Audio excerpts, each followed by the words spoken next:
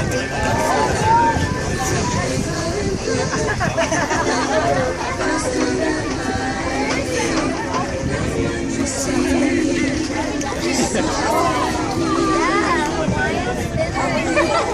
the baby one?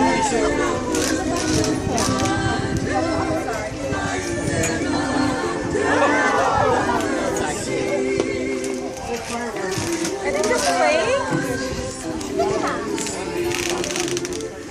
Nice hat. Thank you. You gave it to me as a gift. Oh, really? It was you. Oh, is that how this works? The Dolphins? Yeah. Yeah, they're just having a good time. It's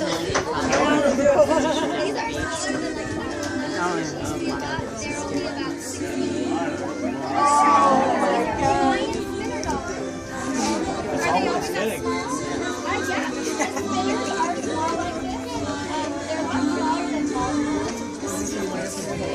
Yeah, we'll go down. They're sitting Guys, they're going to end up, just stay on the boat, guys, stay on the boat. They're going to end up right over here underneath the bow. They're going to come right over here. We've told them to come at 11:25. Right? Yeah. Dolphins. How do you get this on your iPad?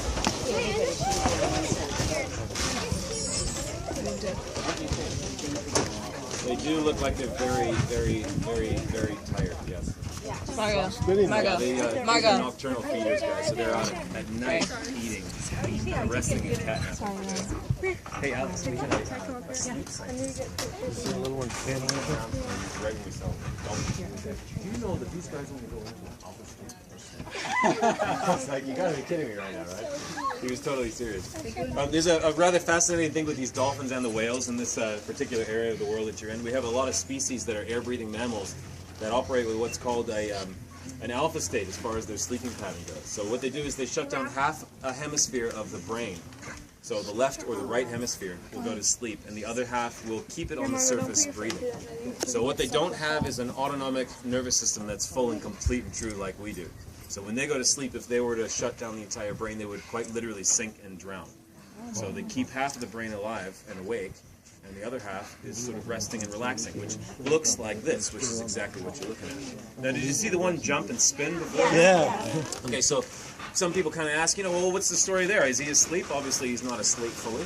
So what we do know is that there is a piece of scientific evidence that's come in the last couple of years, because these guys are studied quite heavily, although they're resident species, unlike the whales. These guys are studied year-round. So we do have a piece of info that may or may not be true. It's still theory.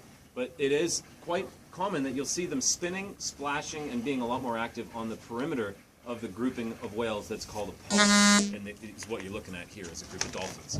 So if we kind of take that right there that you just saw, that slapping mechanism, and notice that it's almost always on the outside unless they're all doing it, which is kind of confusing to watch if you're only seeing them for like 10 minutes.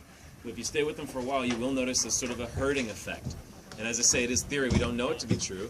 But they think that maybe perhaps the ones that are slightly awake or more awake are keeping an eye out for predators, herding them to keep them all together while they're sort of in this sort of like daze and half sleep, sort of sleepwalking, sleep swimming sort of state.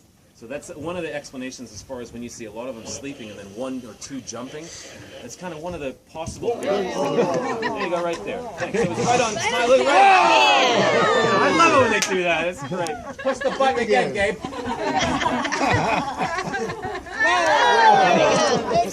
Outstanding. He's not a spinner. Get closer than you should. Wow. Part of his tail must be broken. He's not spinning. So these guys eat lanternfish. And lanternfish go out to about 6 miles offshore. That's as close as they get.